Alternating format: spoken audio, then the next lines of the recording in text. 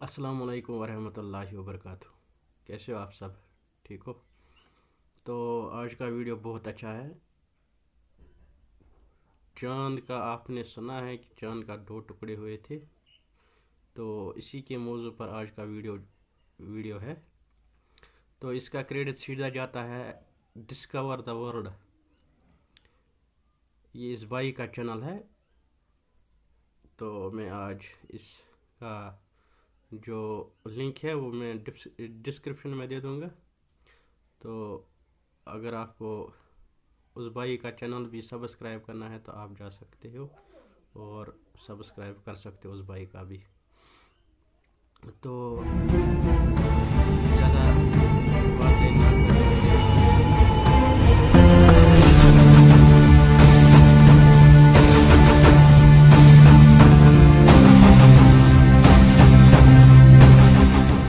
अस्सलाम वालेकुम दोस्तों, मैं हूं माजिद मलिक और डिस्कवर द वर्ल्ड में आप सबको खुशामदीद। नाज़रीन गिरामी, नासा के मिशन अपोलो 10 और 11 के जरिए हाल ही में चांद की जो तस्वीर ली गई, इससे साफ तौर पर पता चलता है कि जमाना माजी में चांद दो हिस्सों में तकसीम हुआ था। ये तस्वीर नासा की सरकारी वेबसाइट पर मौजूद है। नासा के साइंसदान भी चांद के दो टुकड़े होने वाले मौजे को सच मान चुके हैं। नासा की जानिब से शेयर की जाने वाली इस तस्वीर में रॉकी बेल्ट के मकाम पर चांद दो हिस्सों में तकसीम हुआ नजर आता है। क्या वाकई साइंस इस बात की तस्दीक करती है कि चांद के दो टुकड़े हुए थे? इस ज़िमन में एक अहम वाकया आपसे शेयर करेंगे, जिसे सुनकर आप भी अश अश कर उठेंगे कि यह वाकया 1400 साल कबल वकूअ पजीर होने वाले वाक़े शक्कुल कमर को सच करता है। दोस्तों, एक टीवी इंटरव्यू में मिस्र के माहिर अर्जियात डॉक्टर ज़गूल अल नजार से मेजबान ने इस आयत करीमा से मुतल्लिक पूछा, जिसका तर्जमा कुछ यूं है: कयामत करीब आ गई और चांद फट गया। ये अगर कोई मौजज़ा देखते हैं तो मुंह फेर लेते हैं और कह देते हैं ये पहले से चला आता हुआ जादू है। उन्होंने झुटलाया और अपनी ख्वाहिशों की पैरवी की और हर काम ठहरे हुए वक्त पर मुकर्रर है।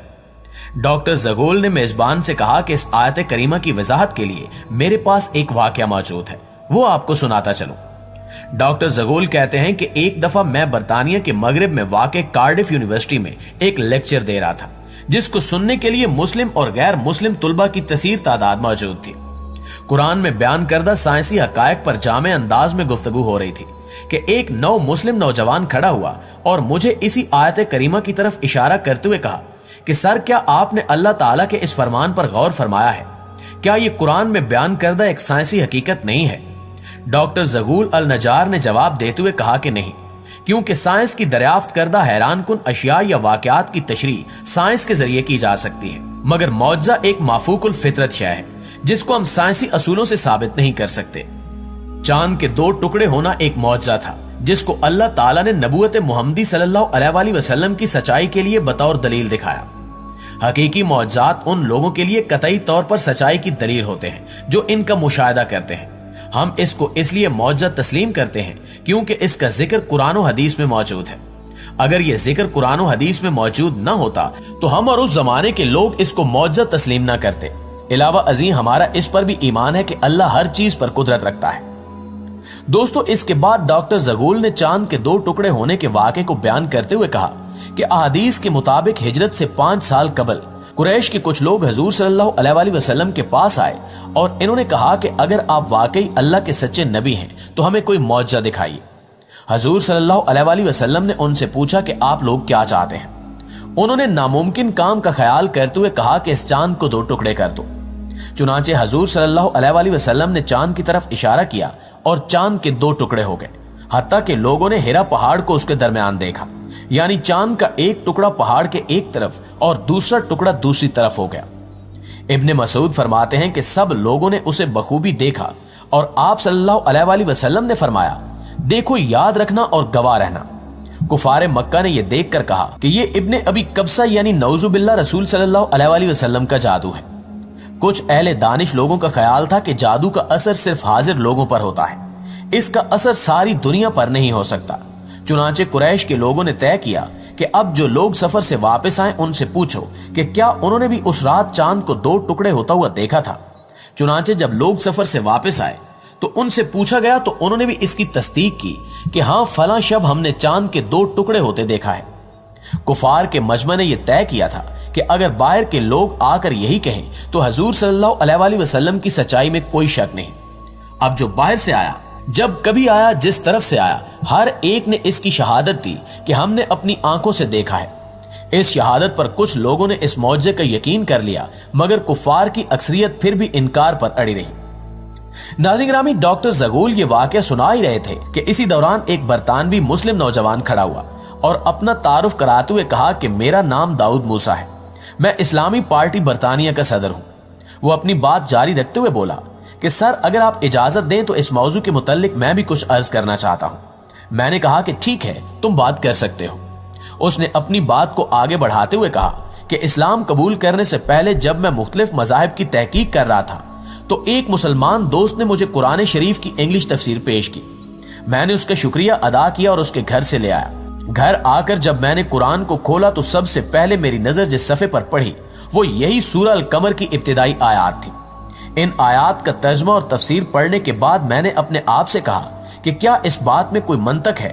کیا یہ ممکن ہے کہ چاند کے دو ٹکڑے ہوں اور پھر آپس میں دوبارہ جڑ جائیں؟ وہ کون سی طاقت تھی جس نے ایسا کیا؟ ان آیات کریمہ نے مجھے اس بات پر آمادہ کیا کہ میں قرآن کا مطالعہ برابر جاری رکھوں۔ کچھ عرصے بعد میں اپنے گھریلو کاموں میں مصروف ہو گیا، مگر میرے اندر سچائی کو جاننے کی تڑپ کا اللہ تعالیٰ کو خوب علم تھا۔ یہی وجہ ہے کہ خدا کا کرنا ایسا ہوا کہ ایک دن میں ٹی وی کے سامنے بیٹھا ہوا تھا۔ ٹی وی پر ایک باہمی مذاکرے کا پروگرام چل رہا تھا جس میں ایک میزبان کے ساتھ 3 امریکی ماہرین فلکیات یعنی ناسا کے سائنسدان بیٹھے ہوئے تھے۔ ٹی وی شو کا میزبان سائنسدانوں پر الزامات لگا رہا تھا کہ اس وقت جب زمین پر بھوک، افلاس، بیماری اور جہالت نے ڈیرے ڈالے ہوئے ہیں، آپ لوگ بلا مقصد خلا میں دورے کرتے پھر رہے ہیں۔ جتنا روپیہ آپ خلائی تحقیق پر خرچ کر رہے ہیں، اگر وہ زمین پر خرچ کیا جائے تو کچھ اچھے منصوبے بنا کر لوگوں کی حالت کو بہتر بنایا جا سکتا ہے۔ اس برطانوی مسلم نوجوان داؤد موسیٰ نے بات جاری رکھتے ہوئے مزید بتایا کہ بحث میں حصہ لیتے ہوئے اور اپنے کام کا دفاع کرتے ہوئے ان تینوں سائنسدانوں کا کہنا تھا کہ یہ خلائی ٹیکنالوجی زندگی کے مختلف شعبوں، ادویات، صنعت اور زراعت کو وسیع پیمانے پر ترقی دینے میں استعمال ہوتی ہے۔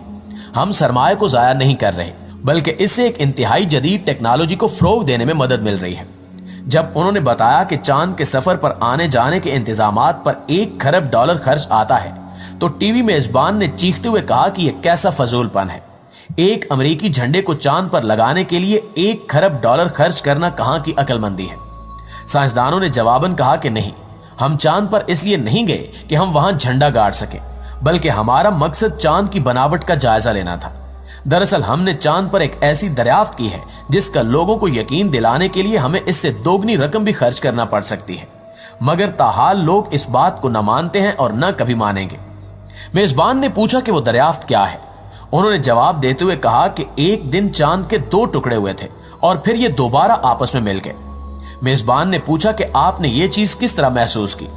انہوں نے کہا کہ ہم نے تبدیل شدہ چٹانوں کی ایک ایسی پٹی وہاں دیکھی ہے کہ جس نے چاند کو اس کی سطح سے مرکز تک اور پھر مرکز سے اس کی دوسری سطح تک کو کاٹا ہوا ہے۔ انہوں نے مزید کہا کہ ہم نے اس بات کا تذکرہ ارضیاتی ماہرین سے بھی کیا ہے۔ ان کی رائے کے مطابق ایسا ہرگز اس وقت تک نہیں ہو سکتا جب تک ماضی میں کسی دن چاند کے 2 ٹکڑے ہوئے ہوں اور پھر دوبارہ آپس میں جڑ بھی گئے ہوں۔ برطانوی مسلم نوجوان نے بتایا کہ جب میں نے یہ گفتگو سنی تو اپنی کرسی سے اچھل پڑا اور بے ساختہ میرے منہ سے نکلا کہ اللہ نے امریکیوں کو اس کام کے لیے تیار کیا کہ وہ خربوں ڈالر لگا کر مسلمانوں کے معجزے کو ثابت کریں۔ وہ معجزہ کہ جس کا ظہور آج سے 1400 سال قبل مسلمانوں کے پیغمبر کے ہاتھوں ہوا۔ میں نے سوچا کہ اس مذہب کو ضرور سچا ہونا چاہیے۔ میں نے قرآن کو کھولا اور سورہ القمر کو پھر پڑھا۔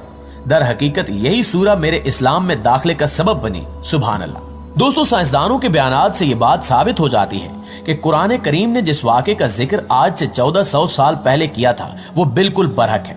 یہ نہ صرف قرآن مجید کی سچائی کی ایک عظیم الشان دلیل ہے، بلکہ یہ ہمارے پیارے نبی امام الانبیاء صلی اللہ علیہ وآلہ وسلم کی رسالت کی بھی لاریب گواہی ہے۔ دعا ہے کہ اللہ تعالی ہمارے ایمان کو اکمل و کامل کرے اور ہمیں قرآن و حدیث کے مطابق اپنے اعمال کو سنوارنے کی توفیق عطا فرمائے۔ آمین ثم آمین۔